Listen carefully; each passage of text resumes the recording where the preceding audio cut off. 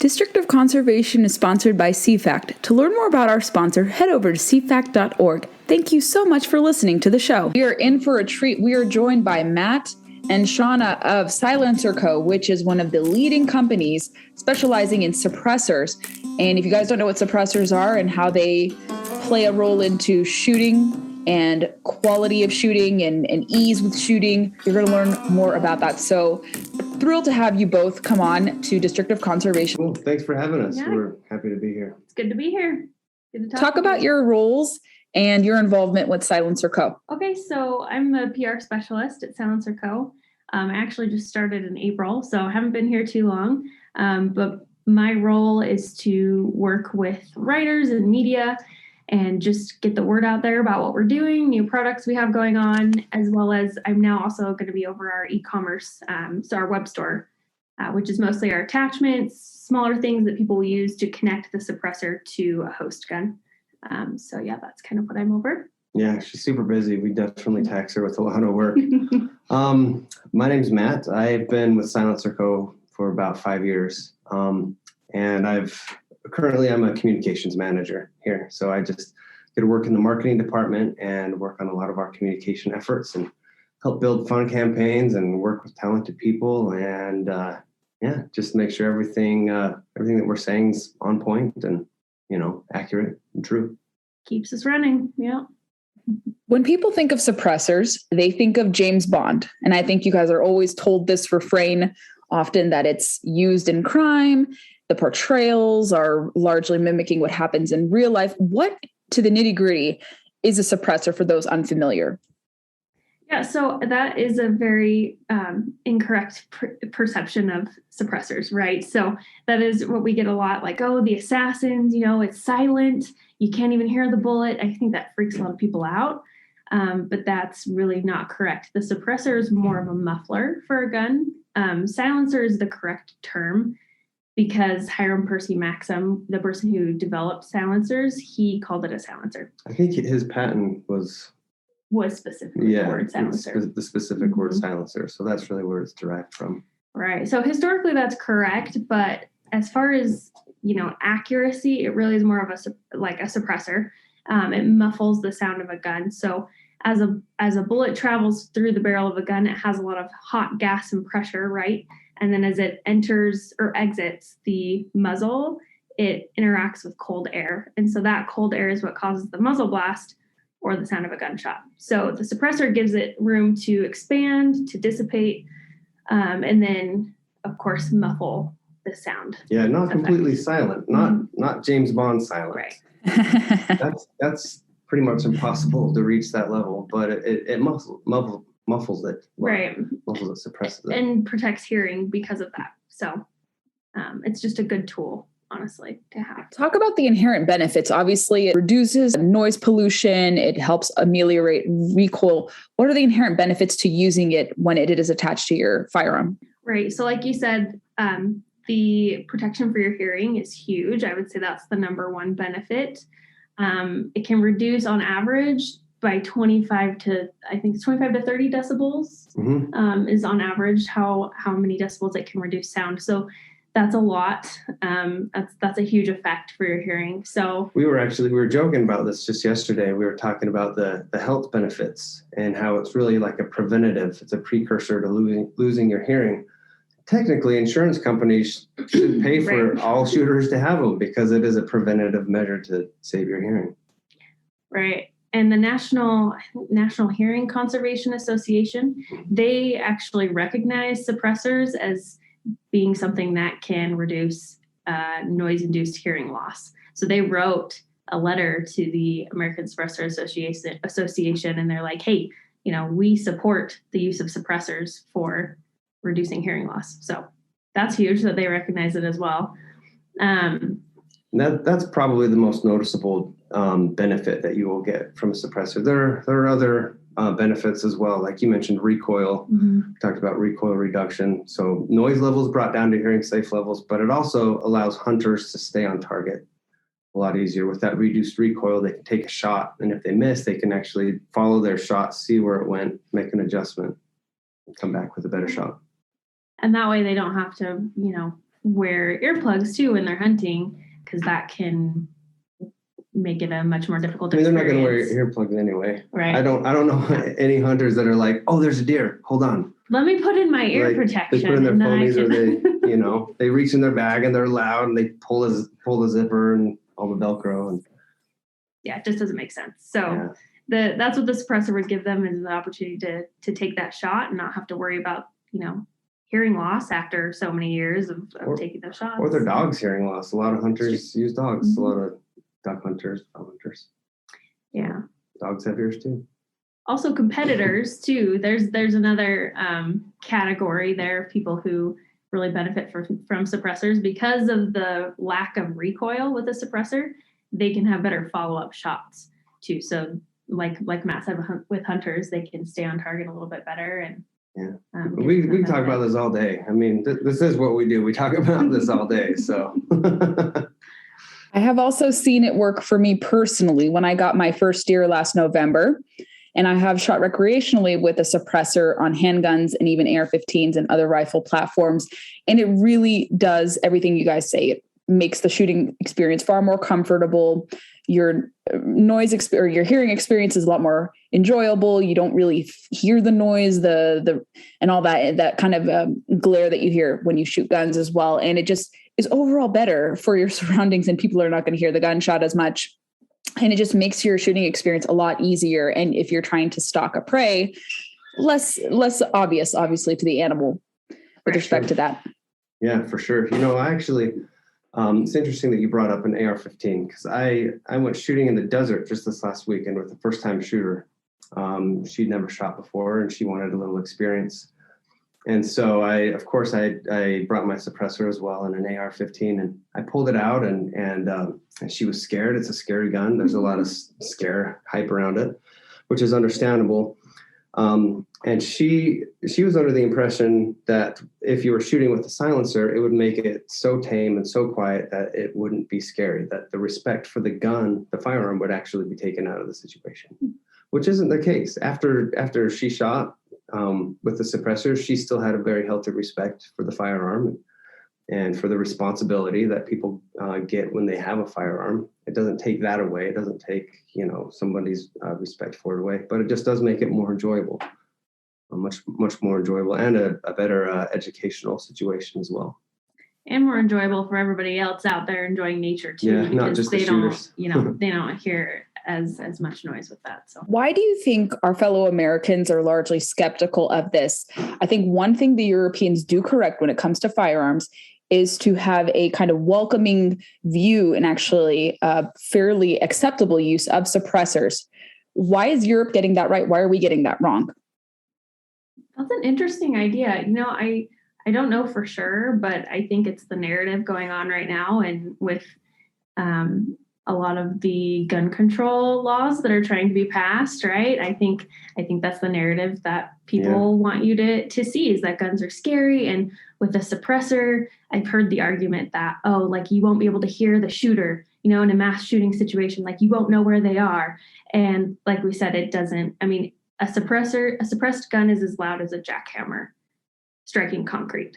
So you're going to hear the gun, and you're going to be able to tell where the shooter is coming from. For sure. And I think you're absolutely right too about Europe having it right. They do. It's like you don't hunt unless you have a silencer, unless you have a suppressor. It's kind of just the way that they do it. I think a lot of it comes down to education as well. Shauna talked about the narrative around suppressors. There's a lot of narrative out there. Most of the negative narrative, in fact, all the negative narrative, was generated by somebody who's never shot suppressed, who doesn't work for any company, a suppressor company, a firearms company, and a lot of them haven't even shot before. There's just a narrative that they're creating. So education plays really big into it, which is, what we do. Right. About 90% of our marketing budget is spent on education, on educating the public with real facts. Our videos speak to that. Our advertisements in magazines speak to that. Our social media posts, all of that's based around education and really bringing, truth to the topic, truth and light. Mm-hmm.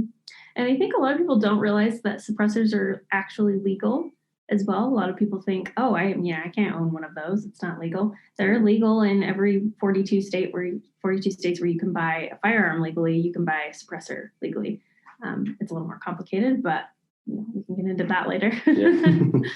Yes, talk about the process because, like you mentioned, it is legal to obtain them in 42 states, as you mentioned, but it's a very arduous process. Can you talk about the NFA process and what reforms may be needed to make and ensure that the process to obtain them is easier? Because I think people have a misunderstanding of suppressors. They think that they're heavily used in crime when actually the statistics point to a very rare use in criminal use of firearms.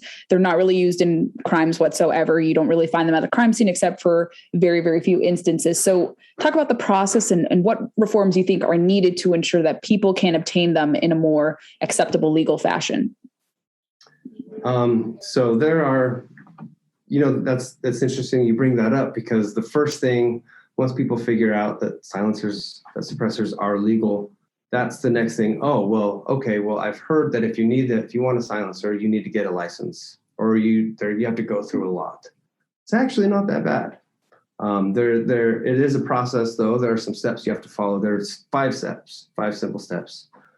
And the first is you go out and you find the silencer that you want. That's probably the most fun, because that's the whole like reading and education and diving into it. I don't know. That's fun for me, at least. I like like that aspect. So you find the silencer that you want. Step 2 is you fill out, it's called a Form 4.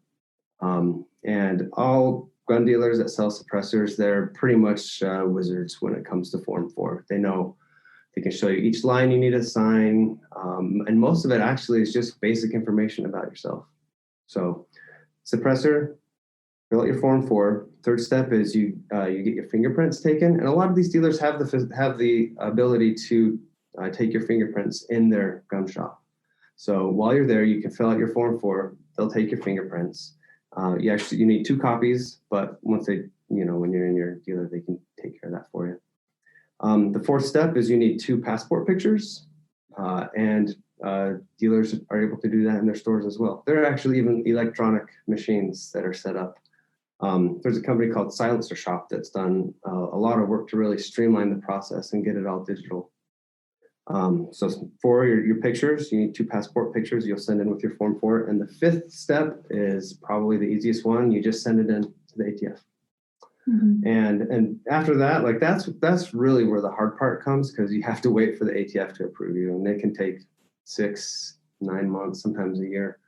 And waiting for anything sucks. I hate waiting. It's terrible, but it is what it is. So yeah, it's actually really easy. The process is very easy. Yeah, I think the best thing we can do is educate people about how easy the process really is, and if they go into their local gun retailer, they will walk them through it step by step. And I think that's where our job comes in. As far as legislation goes and things that can make it easier, that's difficult to say, because I think there can be difficult things even if the NFA requirement does go away. Then everybody can make a suppressor, and then you don't know if you're getting quality, right? So that's an issue too. But more regulations would make it even more difficult. And definitely the wait time is a problem. So if there was a way that they could streamline the process and make it a quicker wait time, that would be good for everybody, I would think. I know there have been a couple of bills that have been introduced, and most of them that are aimed to deregulate suppressors would make getting the process of getting a suppressor very similar to getting a firearm, where you would go in, you'd have to do a NICS check, a quick background check, and then you could pick it up. Ideally, and this is just my opinion really, that seems a lot better than waiting a year for something and filling out a form and getting your fingerprints taken and passport pictures and all that stuff. So. Right. And that's the hearing protection bill, I think, is the one that is currently in legislation. And I think it's just been referred to a subcommittee at this point. And, I think they tried to introduce that previously and it didn't go well. And so we'll kind of see how that goes this time around. But we also kind of just follow whatever the American Suppressor Association is supporting. And they do a lot within lobbying and the government to try and make sure the right things get passed to make suppressors an easier process. So with respect to kind of the demand for firearms, have you guys noticed a similar high demand for suppressors? I know to buy guns, to buy ammunition, it's almost impossible. There's a lot of price gouging. It seems like supplies are limited, although I know people are trying their best to stock it. But have you seen, or have people kind of told you guys there's a similar high demand for suppressors as well? How has the market been in response to all the demand for different guns and ammunition as well?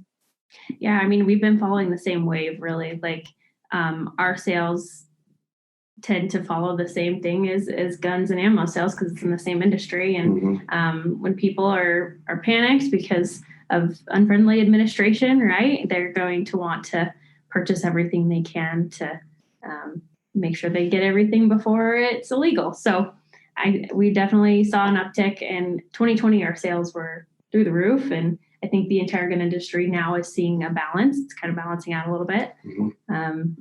And it's not as spiked as it was. Yeah, lots of ebbs and flows. Yeah, for sure. Yeah, so it's been hot. The market's been hot. Yeah, but it definitely just follows kind of the same trend, and I'd leave it at that. Since education is a primary focus of SilencerCo, you guys have been putting out some very interesting video series. I want you to talk about that. I got to see a few of the episodes as they came, but how important is it to educate through creative storytelling options like this, and talk about the series that you guys have been working on? Right. So that is called the American Gun Campaign. And basically the idea behind it is we're releasing a series of episodes, and each episode features a unique person who owns a firearm, and they have their unique reasons, and they're vastly different from the next person who owns a firearm. And the idea behind it is really just to show people that, like, everyday people own and use a firearm often. And so it kind of takes away the scary narrative of, only the assassins own suppressors, or, only people who want to cause harm own a firearm, because that's not true. A lot of regular everyday people own firearms. A ton of people, actually. I think it was 8 million gun sales, was it last year? Correct me if I'm wrong on that number. I'm sure you've got it as well. 8.4. 8.4. Yeah. So that's a lot of people who own firearms. And so the idea of the American Gun Campaign is to show just how diverse that group really is.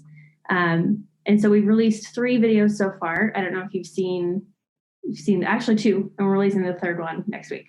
Yes. So I don't know if you've seen them, but the first one features a single woman who's an entrepreneur. She's a real estate agent, and she carries for personal protection, right? Because she deals with a lot of abandoned properties that she has to fix up, and she's seen homeless people living in there, and she's encountered some scary things, and she goes in by herself with clients every day, and she just doesn't feel safe without the firearm. And for her, it's personal protection.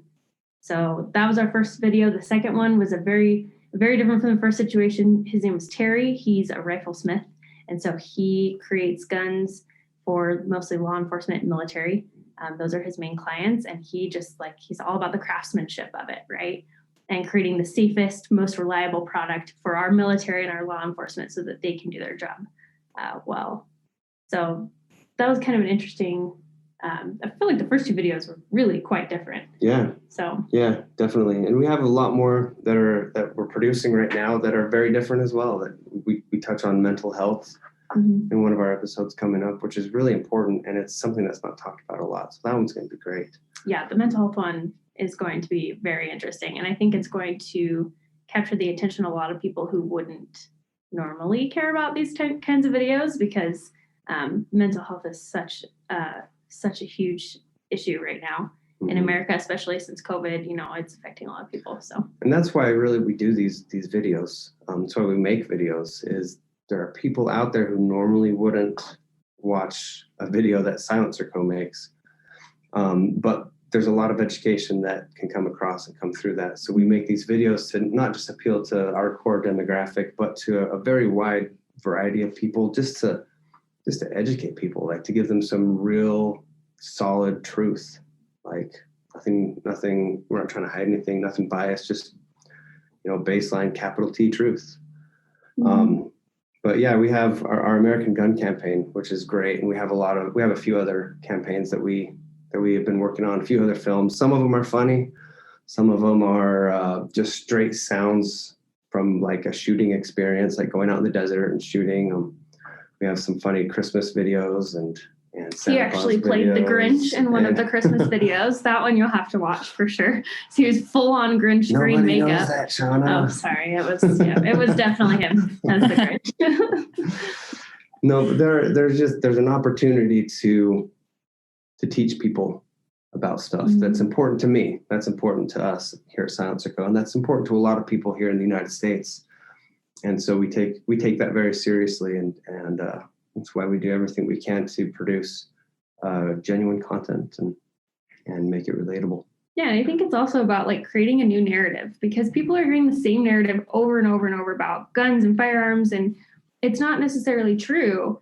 In most situations, it's not true. And so we're just trying to bring to light a different narrative, a different story, really, and share people's stories that are real, everyday stories. So, yeah, capital T truth. Yeah, because the American gun owner is changing. It's not what it typically used to be. It's a lot more diverse, younger, skewing more city living. And companies like yourselves are trying to get on board authentically, I should say, because some companies do it inauthentically versus authentically, but just trying to naturally mesh with how the gun owner is transforming and transforming into what the gun owner looks like, and how it's not your cookie cutter categorical gun owner that the media loves to slap on with. So that is so important. And I totally agree. And I think a lot of the industry is getting on board, and you guys have been early adopters of doing that technique as well. Is there anything else about suppressors that my listeners and viewers should be aware of? Anything interesting that they can follow from SilencerCo that they should be aware of, in addition to the videos? Any other cool projects, initiatives coming about? I mean, we have a new product that should be released at the end of the month. So that's going to be exciting for people. They can look at our Instagram. We've teased it a little bit, but I think it's just a natural progression of what we already have, and it's the next best thing. And I think people are going to be really fascinated with it. So yeah, we always have something in the pipeline, some new product that we're working on. This next one that Shauna's talking about is going to be really cool. And then there's 3 or 4 lined up after that as well. So there's a lot going on. Yeah, around January, people should be seeing a lot of new products from us. So, yeah. I mean, well, timelines always change. You never really know. But yeah. But ideally, next year, early next year, I think we're going to maybe timing around SHOT Show. If SHOT Show happens, would we be able to see any there? Oh, yeah. Yeah. Everything we're working on now will be done for sure by SHOT Show. So, and also speaking to your audience and the people that watch what you produce, I'm sure a lot of them have shot suppressed, and I'm sure a lot of them haven't shot suppressed. So, us as representatives of SilencerCo, we would really just encourage people to go out and find an opportunity to shoot with a suppressor. Like you can listen to me talk all day. It's really boring. You probably don't want to, trust me. But there's no better educational and learning experience than going out and trying something for yourself, and then build your own opinion. Whether it's good or bad, it's yours. So you're in control of it, and you get to build it. Right. Find a friend who has a suppressor. Go to a gun shop. I think a lot of the times they'll let you try. They have a demo suppressor. They'll let you try there in a lot of ranges. And just see what the experience is like, because it is so different. It really changes the experience. It does. Yeah. For me, in a positive way. I think probably most people, but that's for them to decide. So. Yep. Absolutely. And where could everyone connect with SilencerCo, you guys individually, to keep abreast with all the different products and updates that are coming? Of course. So our website is just SilencerCo.com. Super easy. And then Instagram, we're very active on there. Just search for SilencerCo. I think that's pretty much just at SilencerCo. Yeah. And I would say those are the 2 main. Also, they could sign up for our e-blast. We have a weekly newsletter that goes out, and that's just at the bottom of our website. They can sign up there. And any big news will be announced there as well. We're really active on not just social media, but in as much of as many industries as we can be. So we're kind of hard to miss sometimes. Well, we hope at least. But those are our main avenues of communication. And you still populate on YouTube as well, despite some of the restrictions? Okay. Mm-hmm. Yep. They just need to search our website. Sometimes especially silencers, get buried on YouTube, which is interesting. Mm-hmm. And so they just have to find our YouTube channel and subscribe. And we post all of our really educational videos on there, which are, to me, the most interesting because some of them are, what are those ones called? The ones that suppressor science. Yeah. Mm-hmm. We have a guy he's one of our engineers and he knows everything about suppressors and he will just break it down for you. And so he simplifies everything in a very visual way. So nice. Yeah. Have you guys resumed populating on Twitter? Twitter is still a valuable tool. So I don't know if you guys are going to do that. I know you guys did have an account there at some point. Yeah, we still do. It's been on hold for a little bit. So I don't know. We haven't for TBD. TBD determined. Okay. You asking about it is actually very persuasive and influential with that. So yeah. TBD. Okay. Good. Thank you guys so much for coming to talk about suppressors, what is happening, new product that could be expected. I think it's valuable. I totally agree that you can learn the most about suppressors when you directly handle them yourself. I haven't had as much experience as you guys shooting them. I have shot them several times and I've had success both in hunting and also recreational shooting with it. And it is really just a transformative experience. It makes your shooting experience all the better. You're not going to be triggered by the noise. It's going to be a lot more comfortable to grip and angle your gun correctly and really just help you reinforce all the knowledge that you've learned shooting firearms and just even being more responsible when handling it. So it really kind of reinforces everything, the basics, the importance of handling the gun safely and operating it where you're not putting yourself or anyone else in harm's way. So thank you both to Shauna and Matt for coming on District of Conservation and also this corresponding simulcast. And thank you guys. Really appreciate it. Yeah. Awesome. Thanks, Gabriella. Yeah, thanks. Thank you for listening to the show. I hope you enjoyed this episode. Make sure you're following us on your preferred podcast player. We like to recommend Apple Podcasts because Apple is where most of our listenership hails from. So if you head over to Apple, subscribe, comb through some episodes, and leave us reviews, we'd be more than appreciative of your support in that manner. Follow us on Facebook, Instagram, and Twitter to never miss a beat nor a guest announcement. And you can connect with me personally on my social media feeds. All of the Facebook, Twitter, and Instagram links that I have are all denoted by blue check marks. Really easy to find me, so engage with me there. I'd love to hear your thoughts. If you want to recommend yourself for the show as a prospective guest, I'm all ears to hear and sift through different inquiries. Stay tuned for the next episode. Really appreciate you listening to District of Conservation.